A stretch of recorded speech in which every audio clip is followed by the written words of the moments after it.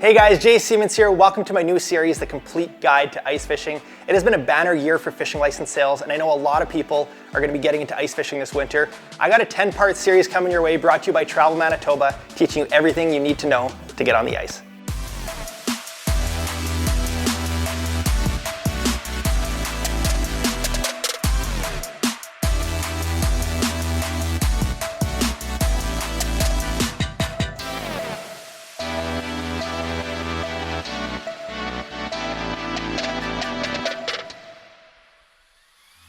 Right guys, chapter 4 is how to dress for ice fishing, and this is a very, very important step. If you are not dressed properly, you're gonna have an awful time on the ice. So, here we go. All right, here you got it. This is the base layer. This is what you have to start off with. I probably fished my first 5 years of my ice fishing career not knowing about the importance of a base layer, and layering is such a key aspect of getting dressed when you're ice fishing, and this will keep you so warm. But yeah, I would say get the heaviest grade of whatever brand you decide to get. Next thing we're gonna do is get ourselves some socks. As far as socks go, just some heavier grade wool socks. Wool does a good job of wicking the moisture away from you, and if you get sticky and sweaty at the start of your day, you will get chilled. So any moisture wicking clothing is really good to have on your first layer. We got our socks, we got our base layer. Next thing we're gonna do is we're gonna put on some sweats, and we're gonna put on a little bit of a heavier mid layer. All right, here's our mid layer. This is like my favorite piece of clothing. I have worn this thing out. The zipper doesn't even close anymore, but it's a nice down jacket. This is a waterfowl jacket. It's got a good windbreak as well. So that's my mid layer. Often, I don't even wear a jacket on top of this. I just wear this with my bibs and it keeps me so warm. As far as down below, nothing too fancy. Sometimes like thick pajama pants are nice, sweatpants. I haven't gone anything heavier than that. All right, next step is on to our jacket and bibs. All right, we are suited up. This is a nice, heavy, warm winter jacket. It's got, lots of pockets, nice for all sorts of fishing gear, pliers, that sort of stuff. But another thing a lot of ice fishing suits have is knee pads.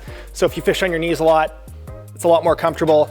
Something else to look for in a suit is floating capabilities. I mentioned this in one of the earlier chapters, but it's a nice added feature that gives you a little more safety on the ice. As well, when you're sizing it, I would wear a couple layers underneath because that's how you're gonna do it ice fishing. I can always shed a layer, but if this is too tight and then you try to put a heavier jacket underneath, it just won't fit. So next, onto our boots. All right guys, here are the two styles of boots that I use most of the time, and there really isn't one perfect boot. We got the rubber and we got the, whatever you wanna call it, leather or composite style. Real quick, pros and cons. Not as warm, 100% waterproof.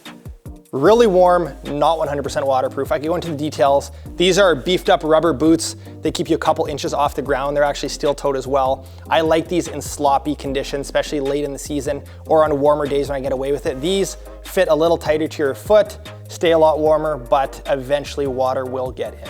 Make sure your bibs can fit over top. If you happen to, be going to buy new boots, bring your bibs along and see if they fit on top, because sometimes your boots are too big, the bibs won't actually fit around the ankles. All right, we are basically completely suited up now.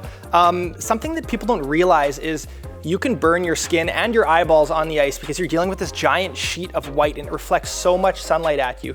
So, you can wear a buff to help, protect you on, a snowmobile ride or when it's a little bit colder, but also you pull it over your skin and it helps you from getting burnt.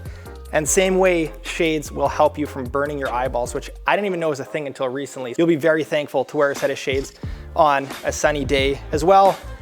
Can't leave home without a toque. Apparently that's where you lose most of your heat, is the top of your head.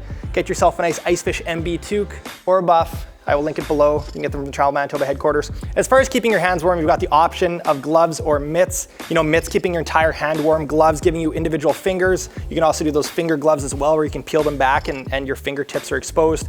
I got one more thing that you guys should add to your arsenal, and it might give you a couple more hours of warmth on the ice. Some hand warmers, some toe warmers. You shake these things up. I buy these things in bulk, throw them in my gloves, throw them in my boots.